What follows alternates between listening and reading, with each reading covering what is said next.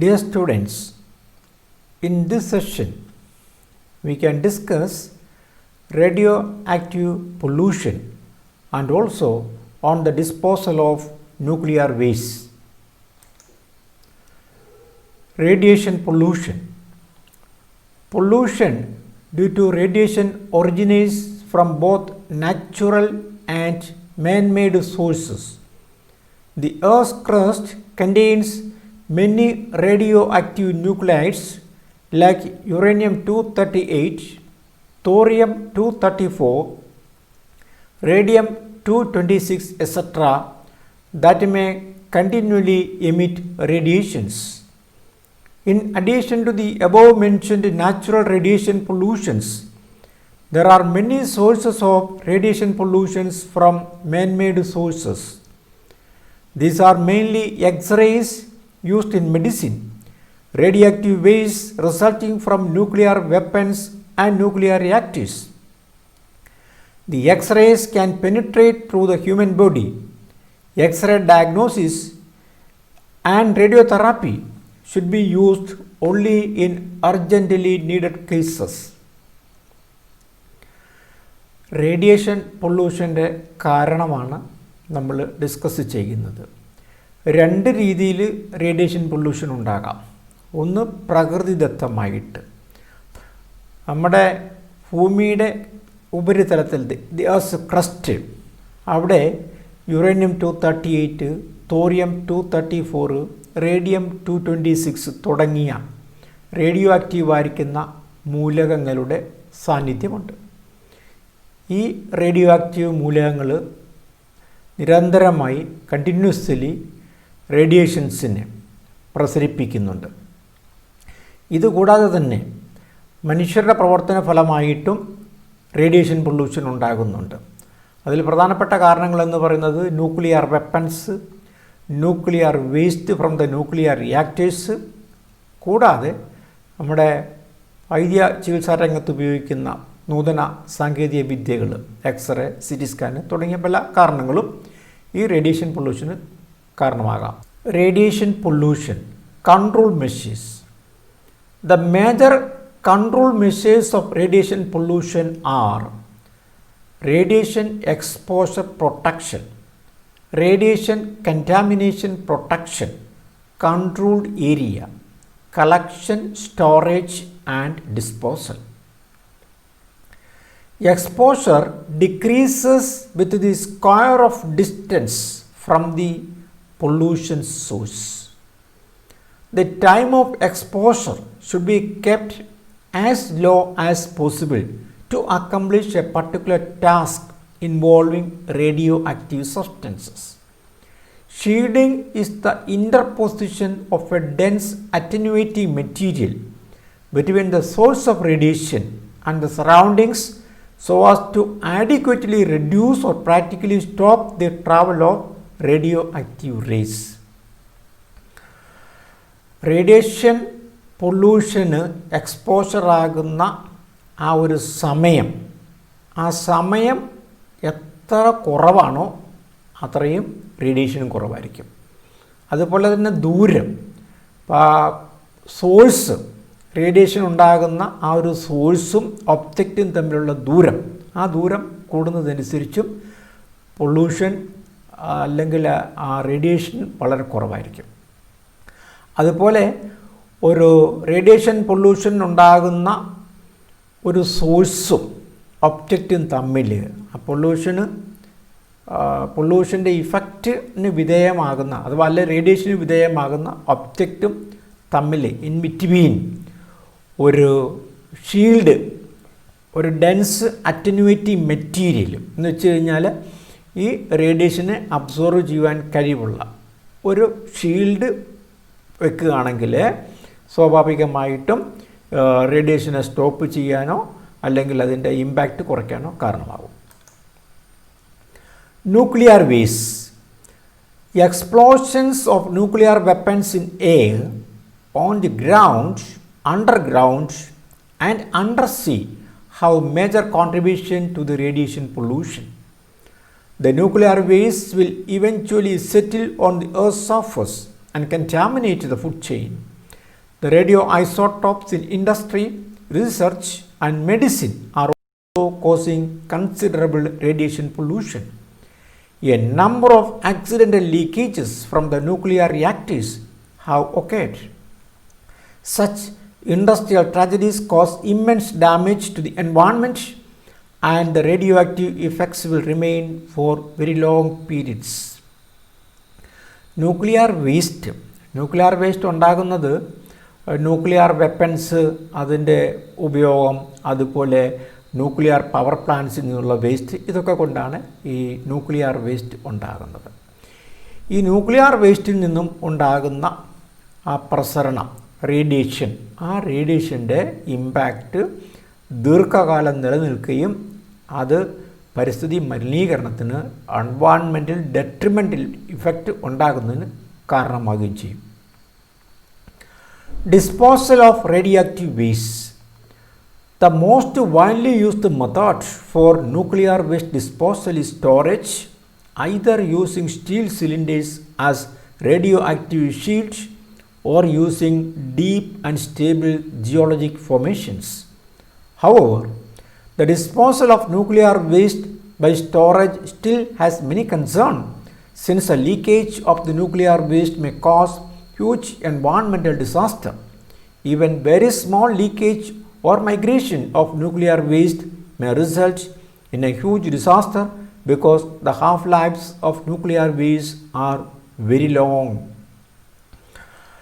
Radio active മാലിന്യങ്ങൾ, അതിൻ്റെ disposal, അത് വളരെ ബുദ്ധിമുട്ടുള്ള ഒരു കാര്യമാണ്.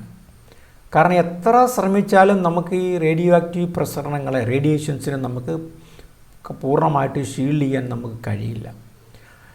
പ്രധാനമായ രണ്ട് രീതിയിലാണ് ഡിസ്പോസൽ സാധ്യമായിരിക്കുന്നത്. ഒന്ന്, വലിയ സ്റ്റീൽ സിലിണ്ടറിൽ ഈ വേസ്റ്റ് സംഭരിച്ചിട്ട് അത് സീൽ ചെയ്ത് എവിടെയെങ്കിലും ബറി ചെയ്യും. അതല്ലാന്നുണ്ടെങ്കിൽ മറ്റൊന്ന് സ്റ്റേബിൾ ജിയോളജിക് ഫോർമേഷൻസ് ആണ്. സ്റ്റേബിൾ ജിയോളജിക് ഫോർമേഷൻസ് എന്ന് പറയുന്നത് തന്നെ വലിയ കോൺക്രീറ്റ് ടാങ്കുകൾ ഉണ്ടാക്കി മണ്ണിനടിയിലോ ആ സമുദ്രത്തിൻ്റെ താഴെത്തട്ടിലോ ഒക്കെ കൊണ്ട് ബറി ചെയ്യുന്ന രീതിയാണ്. പക്ഷേ ഇവിടെയൊക്കെ തന്നെയും ലീക്കേജിനുള്ള, അതായത് റേഡിയോ ആക്റ്റീവ് വേസ്റ്റിൽ നിന്നുള്ള റേഡിയേഷൻസ്, ആ ലീക്കേജ്, അതിനുള്ള സാധ്യത വളരെ കൂടുതലാണ്. തന്നെയുമല്ല, ഈ റേഡിയോ ആക്റ്റീവ് സബ്സ്റ്റൻസുകൾ, ഈ മെറ്റീരിയൽ, അതിൽ നിന്നുണ്ടാകുന്ന റേഡിയേഷൻസ് വളരെ വർഷങ്ങൾ, ദീർഘകാലം അത് നിലനിൽക്കുന്നു എന്നുള്ളതാണ്. കാരണം പല വസ്തുക്കളുടെയും, പല റേഡിയോ ആക്റ്റീവ് സബ്സ്റ്റൻസിൻ്റെയും ഹാഫ് ലൈഫ്സ് എന്ന് പറയുന്നത് വളരെ നീണ്ട വർഷങ്ങളാണ്. ഹിരോഷിമ, ഇതൊരു കേസ് സ്റ്റഡിയാണ്. വി ആർ ഡിസ്കസിങ് ഹിരോഷിമയിലെ ആ അണുബോംബ് ദുരന്തത്തെ പറ്റിയുള്ള ഒരു സംക്ഷിപ്തമായ വിവരണമാണ് നമ്മൾ കാണുന്നത്. On August 6, 1945, during world war II, that is from 1939 to 1945, an American B-29 bomber dropped the world's first deployed atomic bomb over the Japanese city Hiroshima. The nuclear bomb used was an enriched uranium gun-type fission weapon. The explosion wiped out 90% of the city and immediately killed 80,000 people. 4 months afterwards, large numbers of people continued to die from the effects of burns, radiation sickness, and injuries compounded by illness and malnutrition. Most of the affected were innocent civilians. ഇത് വിവരണം വളരെ സിമ്പിളാണ്, നിങ്ങൾക്ക് മനസ്സിലാകാത്ത ഒരു കാര്യം ഇതിലില്ല. Little boy. Hiroshima, a manufacturing centre of some 350,000 people, located about 500 miles from Tokyo, was selected as the first target. From the US base on the Pacific island of Tinian, about 9,000 pound uranium-235 bomb was loaded abroad on a modified B-29 bomber named Enola Gay. The plane dropped the bomb known as Little Boy by parachute at 8:15 in the morning, and it exploded 2,000 feet above Hiroshima in a blast equal to 12 to 15,000 tons of TNT, destroying 5 square miles of the city. ഹിരോഷിമയിൽ വർഷിച്ച ബോംബിൻ്റെ പേരായിരുന്നു little boy എന്നത്. ഈ bomb ഹിരോഷിമയിലിട്ട സമയത്ത് ഏതാണ്ട് 2000 അടി ഉയരത്തിൽ വരെയാണ് ഇത് ജ്വലിച്ചു ഉയർന്നത്. 12 മുതൽ 15,000 ടണ്ണ് TNT പൊട്ടിത്തെറിക്കുന്ന അല്ലെങ്കിൽ TNT മുഖാന്തരമുണ്ടാകുന്ന ഒരു ഡിസ്ട്രക്ഷൻ, ഒരു നശീകരണമാണ് അവിടെ സംഭവിച്ചത്. ഒരു 5 സ്ക്വയർ കിലോമീറ്റർ വിസ്തൃതിയിലുള്ള പ്രദേശം മൊത്തത്തിൽ തകർന്ന് തരിപ്പണമായി പോയി. Nagasaki. Hiroshima's devastation failed to elicit immediate Japanese surrender. So on August 9, Major Charles Sweeney flew another B-29 bomber boxcar from Tinian to a secondary target, Nagasaki, where the plutonium bomb Fat Man was dropped at 11:02 am. Fat Man was more powerful than the one used at Hiroshima. The bomb weighed nearly 10,000 pounds and was built to produce a 22 kiloton blast. The topography of Nagasaki, which was nestled in narrow valleys between mountains, reduced the bomb's effect, limiting the destruction to 2.6 square miles. രണ്ടാമത്തെ ആണവ ദുരന്തമാണ് Nagasaki എന്ന് പറയുന്ന ഒരു ചെറുപട്ടണത്തിൽ സംഭവിച്ചത്. ഇവിടെയും അമേരിക്കയുടെ B-29 എന്ന് പറയുന്ന ആ ഒരു പ്ലെയിനിൽ അല്ലെങ്കിൽ ആ ഒരു ബോംബറിൽ കൊണ്ടുവന്ന ഫാറ്റ്മാൻ എന്ന് പറയുന്ന ഒരു കുറേ കൂടി ഹിരോഷിമയിൽ വർഷിച്ചതിനേക്കാൾ കുറേ കൂടി മാരകമായിരിക്കുന്ന മറ്റൊരു അണുബോംബ് ഇത് വർഷിക്കുകയും ഏതാണ്ട് 2.6 സ്ക്വയർ മൈൽ വിസ്തൃതിയിലുള്ള ഭൂപ്രദേശം മൊത്തം നശിക്കുകയും ചെയ്തു. ഇവിടെ ഈ ബോംബ് മുഖാന്തരം ഉണ്ടായ പ്രത്യാഘാതം കുറഞ്ഞതിൻ്റെ കാരണം ആ പ്രദേശത്തിൻ്റെ അതൊരു മലയുടെയും ചുറ്റുപാടും അല്ലെങ്കിൽ അതിൻ്റെ 4 ഭാഗത്തും മലമ്പ്രദേശമായിരുന്നതുകൊണ്ട് ആ ഒരു ഭൂമിശാസ്ത്രപരമായിരിക്കുന്ന പ്രത്യേകത കൊണ്ടാണ് ഇതിൻ്റെ നശീകരണം, ആ ഡിസ്ട്രക്ഷൻ്റെ പരിധി അല്ലെങ്കിൽ അതിൻ്റെ പ്രത്യാഘാതം കുറഞ്ഞത്. Consequences.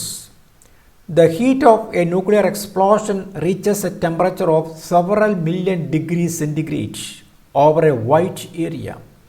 The resulting heat flash literally vaporizes all human tissues. I repeat, the resulting heat flash literally vaporizes all human tissues. At Hiroshima, within a radius of half a mile, the only remains of most of the people died in the explosion where their shadows burnt into stone. ആണവ ദുരന്തത്തിൻ്റെ പ്രത്യാഘാതം നമ്മളുടെയൊക്കെ imagination പോലും അപ്പുറത്താണ്. Human body വേപ്രൈസ് ചെയ്ത് ഒരു അവശിഷ്ടങ്ങളും ഇല്ലാത്ത രീതിയിൽ അത് നശിക്കപ്പെടുന്നു എന്നുള്ളതാണ് ഇതിൻ്റെ ഏറ്റവും മാരകമായിരിക്കുന്ന പ്രത്യാഘാതം. Immediate survivors. Outside the area of total destruction, there would be a gradually increasing percentage of immediate survivors.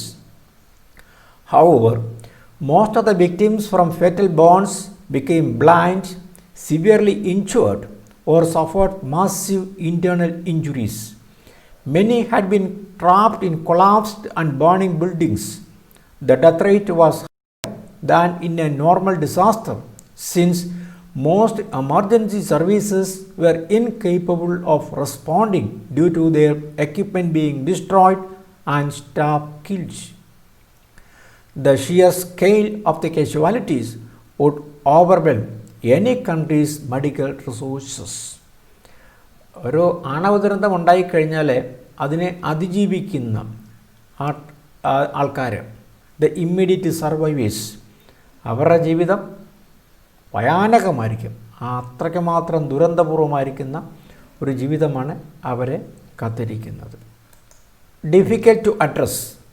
The International Red Cross has concluded that the use of a single nuclear weapon in or near a populated area is likely to result in a human disaster that would be difficult to be addressed. Currently, there is no international projects to deliver humanitarian assistance to survivors in case of a nuclear attack. Most casualties would receive at best minimal palliative treatment.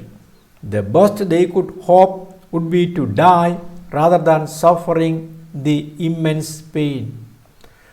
ഒരു ആണവ ദുരന്തം ഉണ്ടായിക്കഴിഞ്ഞാൽ അതിനെ address ചെയ്യുക എന്നുള്ളത് പ്രായോഗികമായി നടക്കുന്ന കാര്യമല്ല എന്നാണ് ഇൻ്റർനാഷണൽ റെഡ് ക്രോസ് പറയുന്നത്.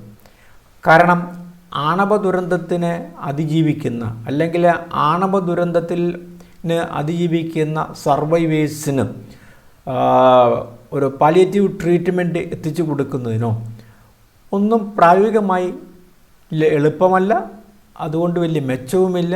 അതുകൊണ്ടൊരു ആണവ ദുരന്തത്തെ അതിജീവിക്കുക എന്നതിനേക്കാൾ നല്ലത് അതിൽപ്പെട്ട് മരിച്ചു പോകുന്നത് തന്നെയാണ്. So that is all in this particular session, and you are given the assignments what is radioactive pollution and write notes on Hiroshima disaster. The last date for submitting the assignment is October 24, 2020. Thank you.